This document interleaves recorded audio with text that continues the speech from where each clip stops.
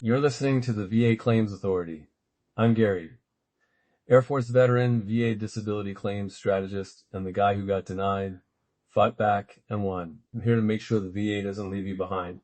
Whether you're filing your first claim or fighting your fifth appeal, this is your briefing. Let's get into it. Hook. Most VA sleep apnea denials don't happen because sleep apnea isn't real.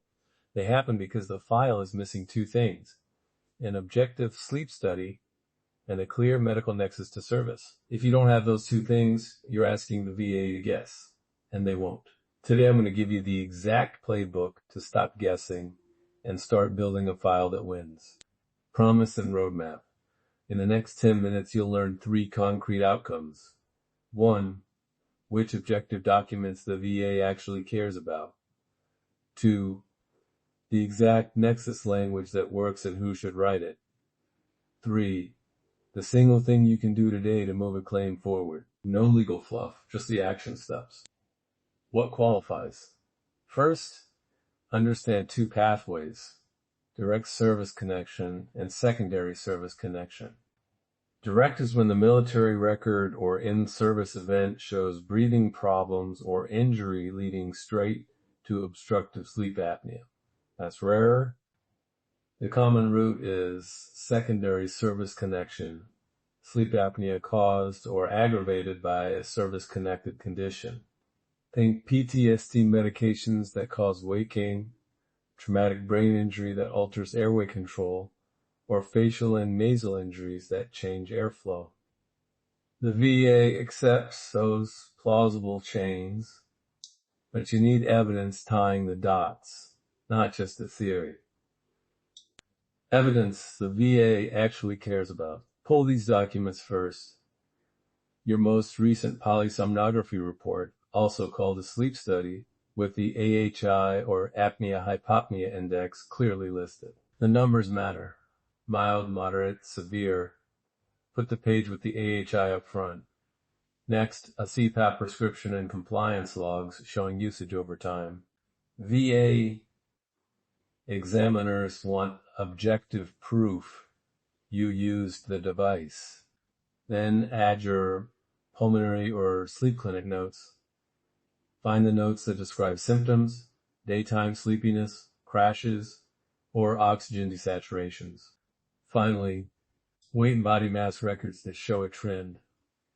Service discharge weight versus current BM. I can support medication or weight gain pathways. Which pages to pull and why make the examiner's job easy. From the sleep study, staple the page with AHI, oxygen nadir, and technician impressions. From CPAP, get the compliance printout that shows nights used and average hours per night. From clinic notes, pull the problem list and the visit where the provider first documents symptoms or treatment. For weight, get the discharge record and 2 recent primary care entries showing BMI changes. Put a 1-page cover note on top that lists these documents. Clarity speeds decisions. Building the nexus. Here's the linchpin. The VA looks for a medical opinion that says, in plain terms, the connection is at least as likely as not. The phrase at least as likely as not, or 50% or greater probability, is legal shorthand the VA accepts. Example wording to give a provider. It is at least as likely as not that the veteran's obstructive sleep apnea is secondary to service-connected condition due to mechanism, e.g., weight gain from meds, nasal fracture causing airway obstruction. Who writes it matters. A treating pulmonologist or sleep specialist is best. If your treating doctor won't give a nexus, get an independent examiner to do a consult.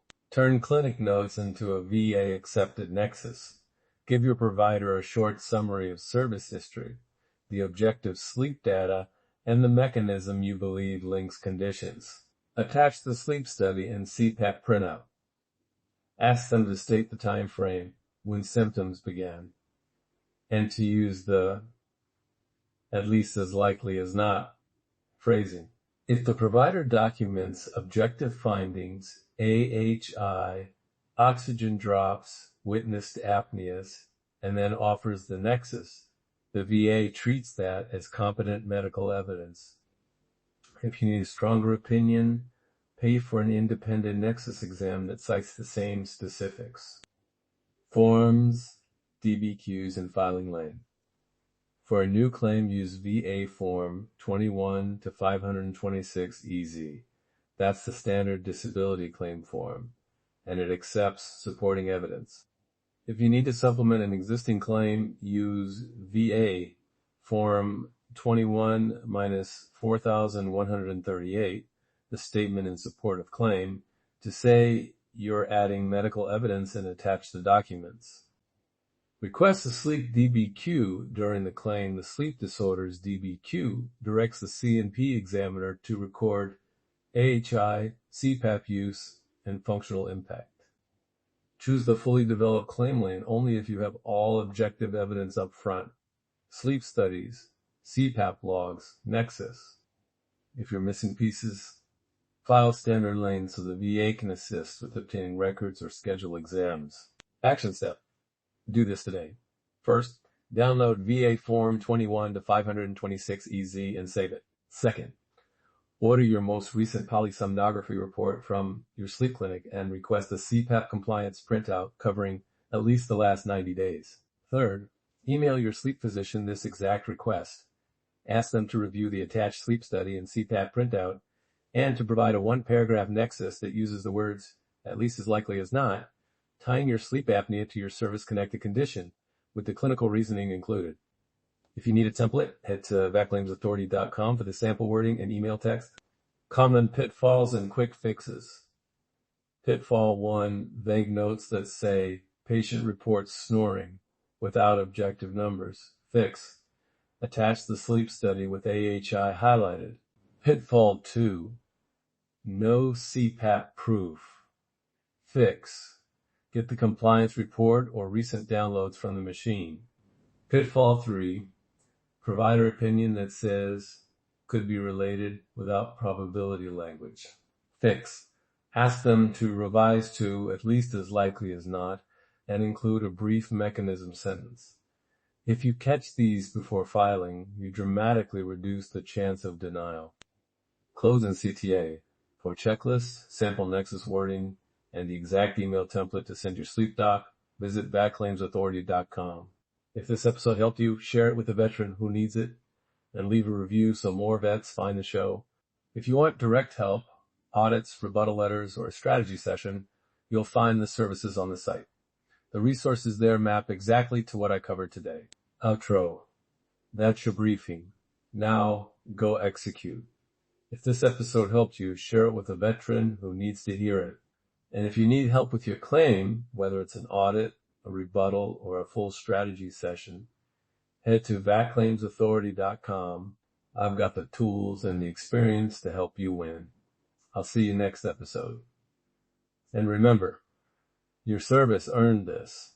Don't let paperwork take it from you. The VA won't tell you this. I will.